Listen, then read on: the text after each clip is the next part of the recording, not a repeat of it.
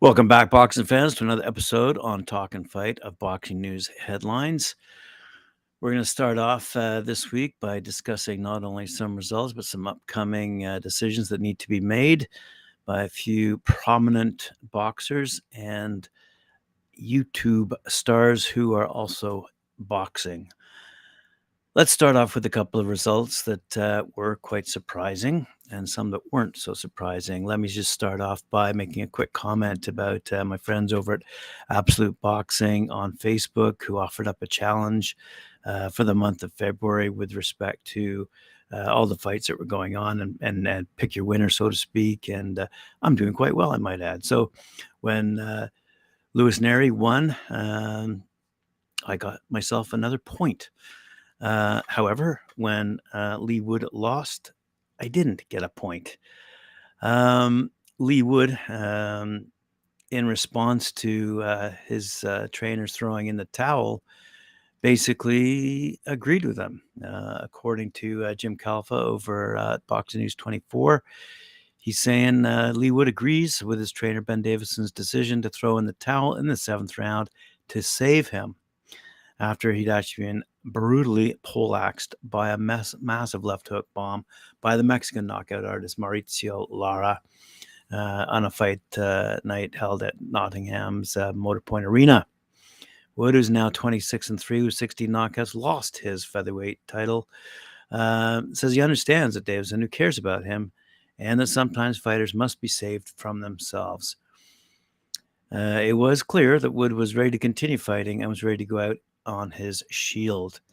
If you saw what Lara did to Emilio Sanchez last March, when he had him in a similar situation, you'd agree with Davison's decision to throw in the towel to rescue the badly hurt Wood moments after the knockdown. Now, it might be interesting to point out what Eddie Hearn had to say after the fight, and I'll quote. Eddie Hearn said, Leigh Wood was in trouble the first couple of rounds and then boxed the absolute perfect fight. I will leave that up to you to decide whether or not losing a fight was the absolute perfect fight. Let's move along to another fight that was taking place on American soil.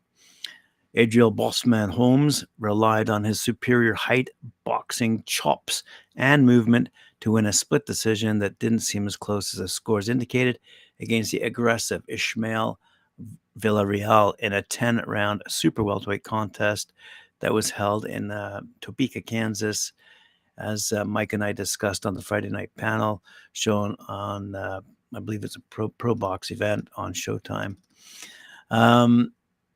After he stood in the pocket and absorbed too many shots in March against Vernon Brown, the undefeated Holmes, an amateur standout, took a safer path to victory on Friday, or so he thought, tying up the aggressive Villarreal when he got too close and banking up his jab to pile up points. Holmes out of Flint, Michigan, won by scores of 96-94, 97-93, and 94-96 to move his record to 13-0 with 5 knockouts, while Villarreal is now 12-1 with 8 knockouts, became the 224th undefeated boxer to sustain his first loss on ShowBox, a sign of the competitive matchmaking of the long-running series. Holmes' jab was the difference as he outlanded Villarreal 50-8 and overall 422 punches to 269 in a show of authority that wasn't really reflected in the scorecards. There were some other fights, but I've got a lot to talk about today. I'll leave you to Google the results that happened over in Topeka, Kansas. Let's move along to someone who's upcoming in a fight that will be mentioned around the world, I'm sure. A story out of BoxingNews24.com site by Craig Daly. He says YouTuber Jake Paul has called out the retired 45-year-old former unified super middleweight champion Carl Froch for a fight with the condition that he fight his next card against 47-year-old former UFC champion Anderson Silva. The retired Froch is already quite wealthy and not really in need of money.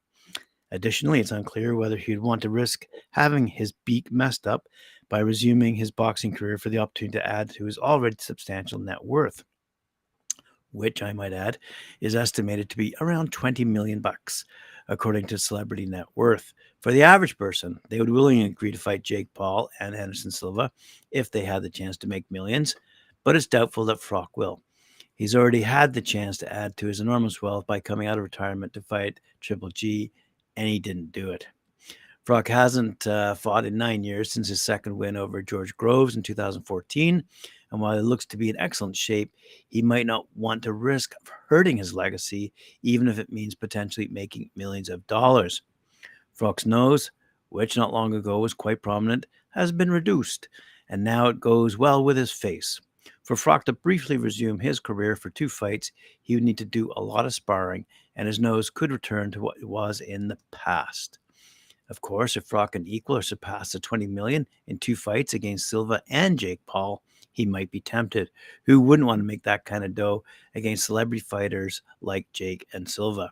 With scant boxing ability, who wouldn't last more than a round or 2 against top-tier boxers?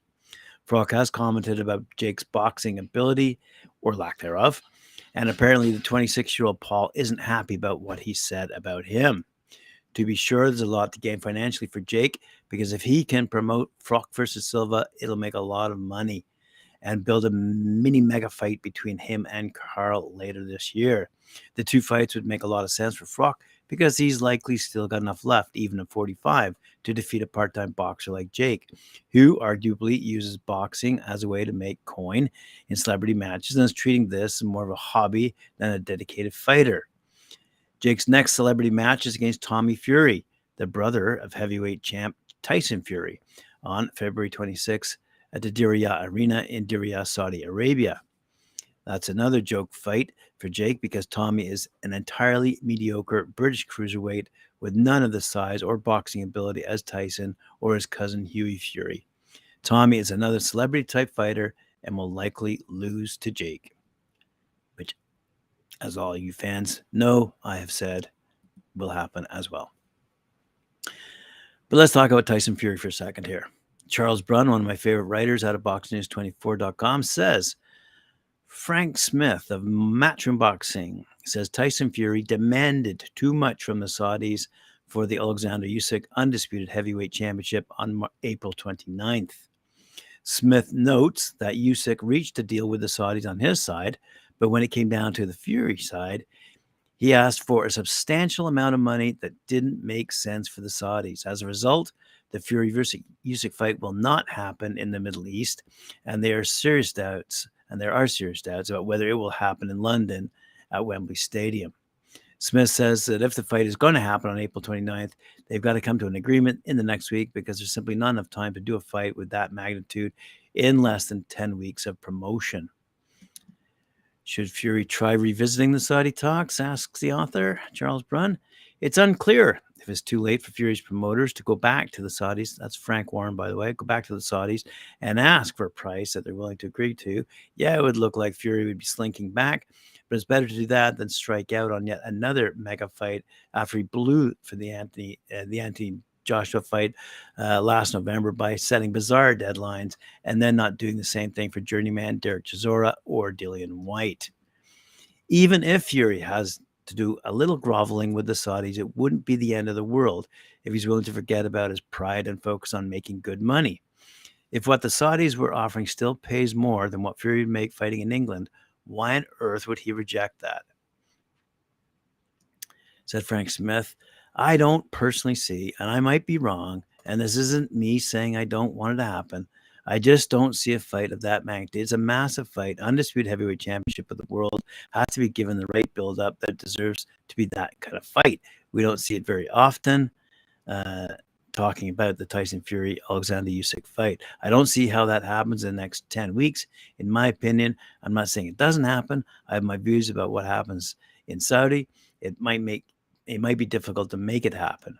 Maybe they might pull it off out of the bag in the next week, but I think next week is the most important time to get up and running because of a show that size. You really can't wait until much later. We'll have to wait and see. Now, speaking of wait and see, And speaking of Eddie Hearn and speaking of the heavyweights, according to Jake Tiernan, again, out of BoxNews24.com, Eddie Hearn says he wants to try and sign free agent heavyweight Deontay Wilder to his Matchroom boxing stable so he can put together a fight between him and former IBF, WBA, and WBO unified champ Andy Ruiz Jr. Hearn might be making a mistake if he signs Wilder because he will likely resist his idea of picking his opponents out for him. In Wilder's interview last week, he said he's interested in fighting former UFC champ Francis Ngannou and another MMA guy.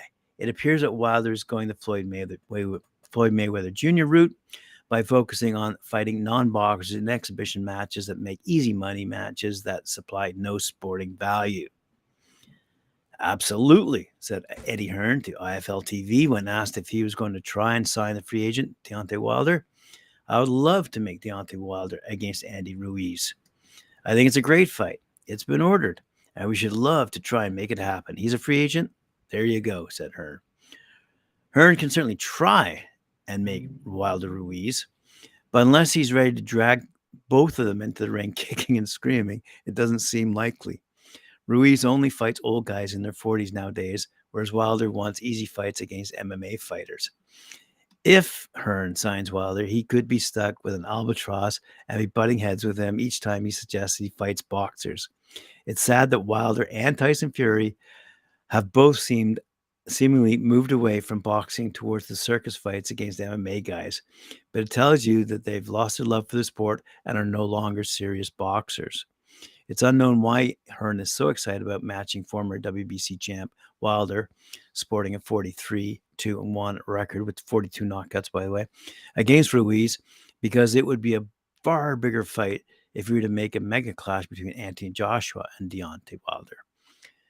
Joshua Wilder would be a far bigger fight than putting together a match between Deontay and an ambitious 33-year-old Ruiz, who has just fought twice in the last 4 years since his loss to Joshua in their rematch back in 2019. Whatever popularity Ruiz once had in the United States has disappeared due to his inactivity and his decision to fight two 40-plus old heavyweights, Chris Arreola and Luis Ortiz. Many boxing fans believe the money Ruiz made from his two fights against Joshua destroyed his desire to stay busy and take on the best in the division. Now, it is interesting to note, Barry McGuigan said if Joshua gets beat by Jermaine Franklin, it's game over. But complicating matters, another headline screams, Eddie Hearn says Fury will fight Joshua in the summer if no Usyk clash happens. So there you go. News and headlines for today to share with you, boxing fans around the world. Thank you for joining me here on Talkin' Fight. Appreciate it. Remember to like, share, subscribe, hit that notification bell, and we'll see you later on at 4 p.m. when I join Mike Ward and Cedric Ben for Knuckle Up.